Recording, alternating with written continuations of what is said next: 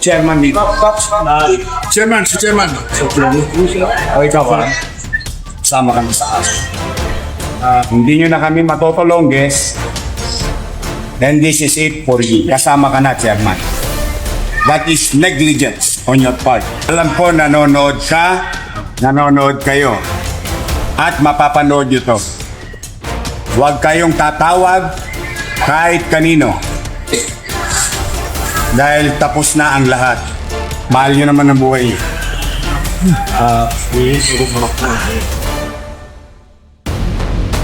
May chairman dito.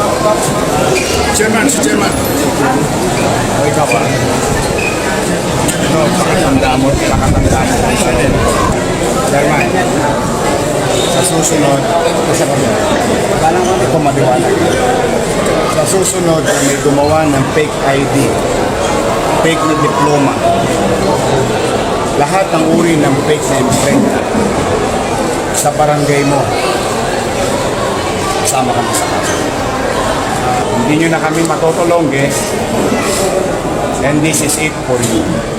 I think hindi na kami nagkulang ng paalala. Wala ka tayo, Chairman.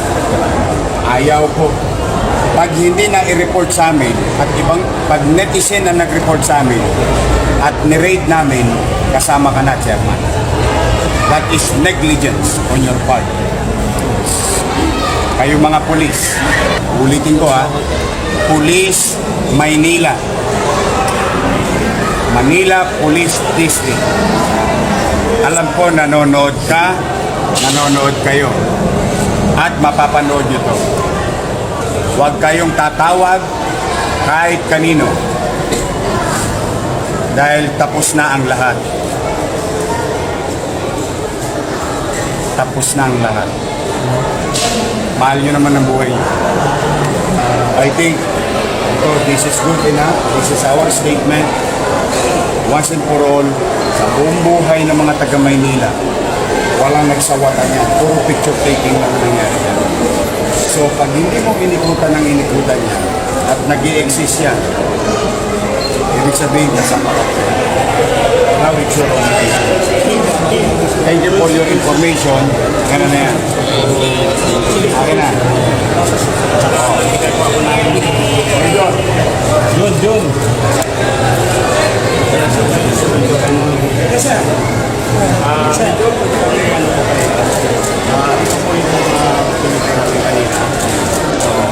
Ang barangay ko ay hindi ko nagkakaya naman sa mga... Basta, ganito yan, Chairman. Na-imprenta kami ng fake na resibo ng gobyerno.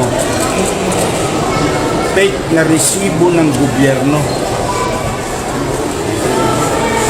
That is beyond comprehension.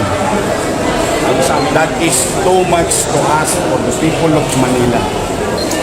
O ngayon, wala kami bibigyan ng business permit na imprenta ng kung ano man unless specific printing.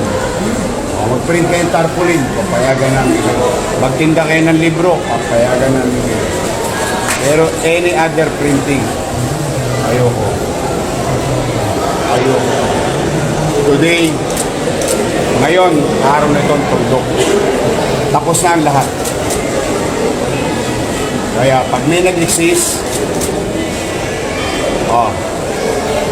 ito mga pulis, magdaluyo. Yes, sir.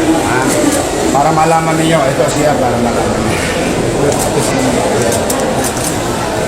Yung ilang pulis, natataranta ba kayo?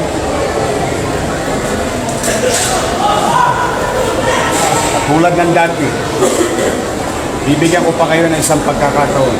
Kayong mga patong na Police Maynila,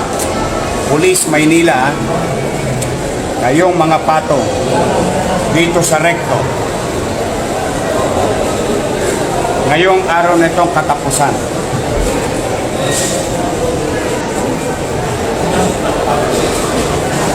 Pagka hindi kayo tumigil, ang susunod kong i-raid, presinto. Pupusasan ko kayo sa mata ng publiko na kung saan ikahihiya ninyo habang buhay kahit pamilya nyo, you will be disowned. Ulitin ko Police Maynila. Police Maynila. Manila Police District. Napatong sa illegal na imprenta dito sa Recto. Yumaman ka na. Panahon na, itiklop nyo na mesa. Hindi nyo na kami matutulong, and this is it for you. I think, hindi na kami nagkulang ang paalala. Wala ka tayo, Chairman. Ayaw ko. Pag hindi na i-report sa amin, at pag netizen na nag-report sa amin, at nirate namin, kasama ka na, Chairman. That is negligence on your part. Kayo mga pulis, ulitin ko Police Maynila. Manila Police District. Alam ko nanonood ka, nanonood kayo. At mapapanood nyo to. Huwag kayong tatawag kahit kanino. Dahil tapos na ang lahat. Tapos na ang lahat.